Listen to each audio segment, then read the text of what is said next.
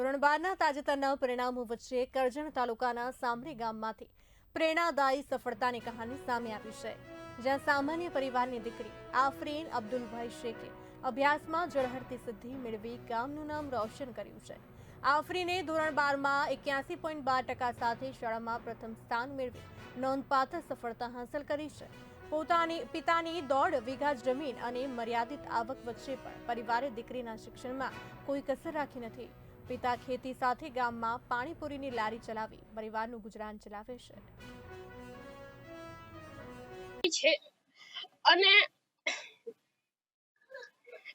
આજે મને ખૂબ મહેનતથી એમને ભણાઈ છે। એમની એટલી કેપેસિટી નથી, છતાંય એમને મને ખૂબ સપોર્ટ કર્યો અને આજે હું ધોરણ 12માં 81% લાવી છું અને એમના ભરોસાએ જ હું આજે આગળ વધી છું। જે એમનો સપોર્ટ રહેશે તો હું હજુ આગળ મારી બીકોમ એમકોમ કરવાની ઈચ્છા છે।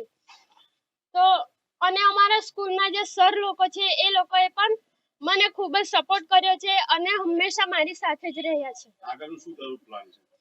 મારું આગળનું પ્લાન છે કે મારે એમએસ યુનિવર્સિટીમાં એડમિશન લેવું છે અને ત્યાં બીકોમ એમકોમ કરવું છે। તને પપ્પા શું કરે? મારા પપ્પા ખેતી કરે છે અને સાંજે પાણીપુરીનો ધંધો કરે છે। આ કેવી રીતે શક્ય બન્યું? તારી મહેનત તને કોને સપોર્ટ કરે ભણવા માટે? પહેલા તો મારા માતા પિતા અને બીજા મારી ફેમિલી અને મારા ટીચર્સ। કઈ સ્કૂલમાં ભણી? મેથી હાઈસ્કૂલ, પૂજ્ય શ્રી જસુબા સ્વામી વિદ્યા મંદિર। શાળાની અંદર પ્રથમ નંબર આવી છે અને આ સિદ્ધિ હાંસલ કરી છે, શું કહેશો તમે? અમે મારી છોકરીએ બહુ મહેનત કરી ને અમે બી એના પછાડી બહુ મહેનત કર્યા ને એના પછાડી બહુ અમે એ કરે છે ને આગળ બી એ વધે એવું સહાયતા હોય તે બહુ સારું। આવી પરિસ્થિતિની વચ્ચે તમે છોકરીને કેવી રીતે બનાવી શક્યા? બહુ તકલીફ મહેનત અમે મજૂરી કરવા જાઉં હું જે પાણીપુરી ધંધો કરે ને એવું કરીને છોકરીને ભણાઈ। કેટલી મહેનત કરતી હતી છોકરીને તો આખી રાત ને બચારી ઉજાગરો કરીને લખે।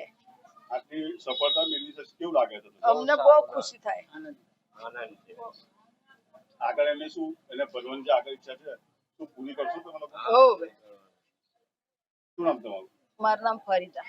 મારા ગામમાં અબ્દુલભાઈ ની લડકી 12મા ધોરણમાં પહેલા નંબર આવેલી છે। અમારા ગામની ગૌરવની વાત છે, બહુ સારી વાત છે, પણ એમની પરિસ્થિતિ બહુ ગંભીર છે ને બહુ મહેનત કરીને ભણાવી છે। સરકારશ્રીને નમ્ર વિનંતી કે એમને કોઈ સહકાર આપે। શું નામ તમારું? ઇમ્તિયાઝભાઈ।